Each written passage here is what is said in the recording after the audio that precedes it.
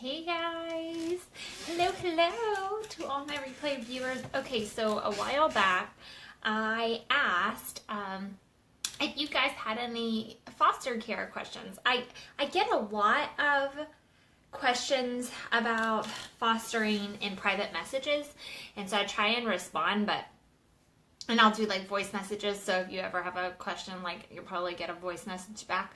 But you know, like life is busy, and then sometimes I can't answer because I have my kiddos around, and it's just not like an appropriate time to chat about that, and so then I forget. And anyway, so I asked for questions. And so what I'm going to do, my kids are going to be coming home, but I'm going to try every Friday to kind of do some questions, like some Q&A. So that way, as you have questions that pop up, you can message them to me here at Renegade Mama. That way it doesn't get lost in my messages and my personal messages. And I will answer them every Friday for you guys. So I've got like just kind of a round robin list of questions, and I'm just going to read them and then answer them. Okay. So these were hi. I see 2 of you are on. Can you comment below who you are, or give me like a heart or a thumbs up or something? Because it doesn't tell me. I hate that it doesn't tell me who's here, who's watching. So, whew, man, I guess I'm going to start with the tough one because this is the first one that popped up. I guess this is one that it does get asked a lot, actually. Do you ever worry that your children, because I have bio children, might be sexually abused by a foster kid who has been abused themselves? That's pretty heavy, and that's a pretty heavy one to start with, but the answer is yes. I'll be honest. Yes, I do worry. I think that it would be careless not to worry that your kids aren't at risk, because sometimes, I mean, we know, like, if someone's been sexually abused, sometimes the victim will then become the perpetrator, right? But is that a reason to not foster? No. That's a reason to just be vigilant, right? Whenever you get a new kid in your home, you're not just going to let everybody roam with, you know, your bio kids, maybe your adopted kids. You're not gonna, there's not going to be unsupervised time, if that makes sense. You're always going to be supervising until you get a feel for the kid and their story, and if this is something that you should worry about. For me, and for I guess the past 6 years, it hasn't been something that we've had to worry about, where I've been like, I think that this kiddo maybe has been sexually abused and I need to watch out for that. But, that's not, like, so yes, it's something that you should be aware of, but not something maybe that you should overly worry about. Whenever you would take a new placement in your home, they're going to give you some history. Sometimes they know, sometimes they don't. So that's something to, yes, be cautious of, but not overly like anxious. Just don't leave your kids unsupervised for a good while, like several months, right? Never out of earshot and never out of eyeshot at least the first month, until you get a really good, feel for the kiddos in your home. And then they could be like out of eyeshot, but not out of earshot. Not for the younger ones. I don't ever let them be out of earshot. Like, I always kind of know what they're doing, how they're playing. If it gets, just like your regular kids, if it's been quiet for longer than a minute, maybe you should go check on them, because they're probably doing something they're not supposed to. So, but most of the time it's just normal kid stuff, because ultimately, yes, foster kids have gone through trauma, but they're still just kids, right? They're just kids in need of somebody to love them. Put up with their behavior, see past the behavior to the part that's hurting, and need somebody to love them. Okay, so here it goes. Did you ever have any reservations with fostering, or just knew this was for you? Okay, so I never knew I was going to be a foster parent. If you ask me honestly, I didn't grow up, like, I don't even think that was on my radar. As a kid, as a high schooler, as a college student, it wasn't something I ever even thought about. And my husband and I were at church, and the service was about something else, but before the service, they were showing a few little videos, and one of them was about a family in our church who were foster and adoptive parents. And I felt that tug. And so I went home to my husband and I said, I think we're supposed to be foster parents. And he goes, you felt that too? And I was like, what? You're supposed to tell me I'm crazy and talk me out of this.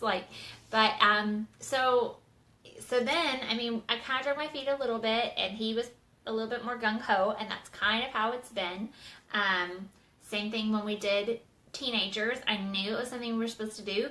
I kind of dragged my feet on it a little bit, and he's like, okay, we need to get this going. And I was like, okay. It was never on my radar, and then once it was on my radar, it was something that we've been, like, all out, if that makes sense. And so we'll have been fostering. I was trying to figure it out. So we got married in 2010. So we'll have been married 7 years this June. And we have been fostering 6 full years in August. We got licensed August of 2011. I guess 2011. Yeah. Anyway, okay, so are there any financial requirements to qualify to be a foster parent? You do have to submit financial records like that, like a little budget. It's not super up there. I think as long as you're above the poverty line, I don't really know where that line is, but I would say if you're below the poverty line, you might not be able to foster because they're not going to put kids in your home that you can't take care of, but you don't have to be super wealthy to be a foster parent either. They expect that you will be able to feed them and house them, and that you have to show that you are a stable home, like that you haven't been moving around a whole lot, you don't change jobs on a regular basis. They're not going to put a kid in a home that is not stable, if that makes sense. And so yes, you do have to show like check stubs, but I don't think we're not super rich, that's for sure, and we never really have been. So you don't have to be super wealthy to get to a foster, but obviously if you can't feed your kids, they're not going to give you more, if that makes sense. How do you handle a child who has suffered sexual abuse? That's another one of those. I haven't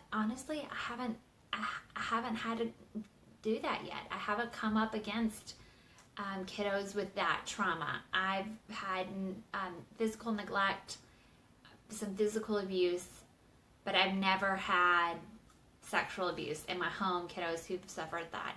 Not to my knowledge. So they've never either said or it's just I will say, and not that it doesn't affect boys, not that boys are not sexually abused, because they are, but we only take boys, and I think that maybe is a smaller percentage of boys that are versus girls that are sexually abused. I will also say that we don't take kids who have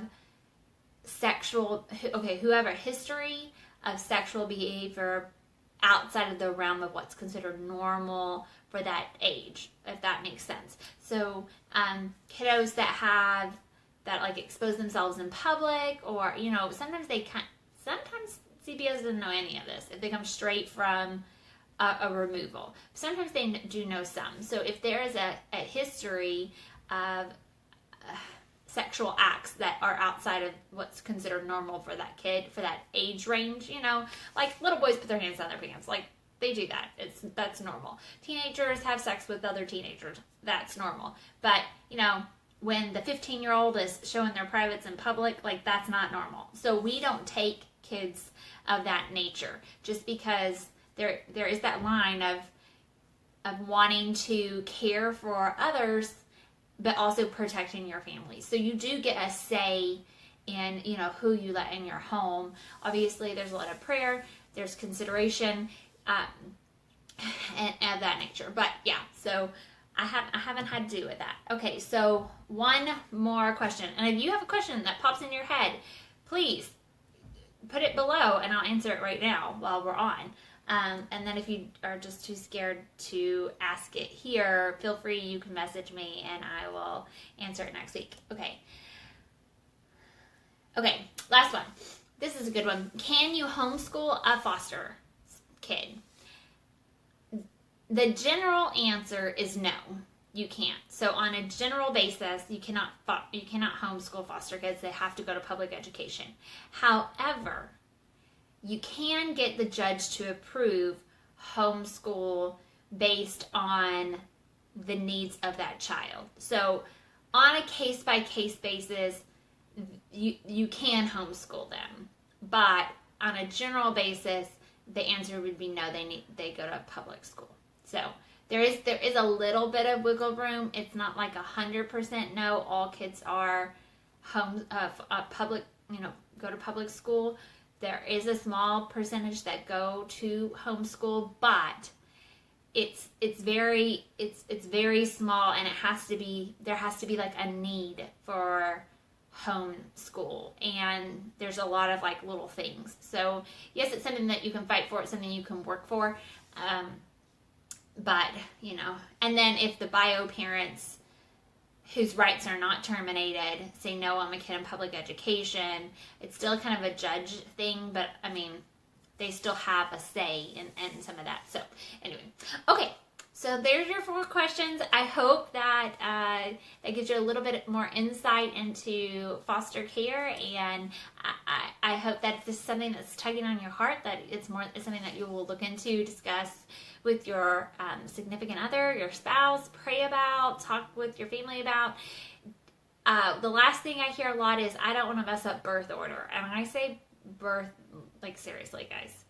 Obviously, if you have a very headstrong, like 9-year-old, I wouldn't foster another 9-year-old, but maybe a 15-year-old, right?